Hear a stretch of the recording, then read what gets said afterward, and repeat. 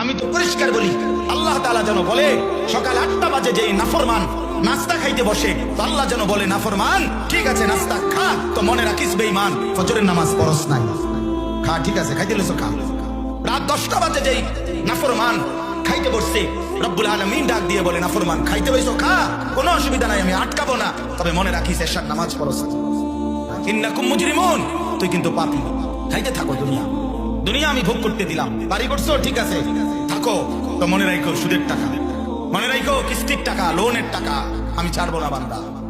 ওয়াইলুন ইয়াউমাইযিল লিল মুকাদ্দিবিন, সেদিন প্রতিটা মিথ্যাবাদী নাফরমানের জন্য ওয়াইলুন জাহান্নাম, আযাব, দুঃখ, লাঞ্ছনা।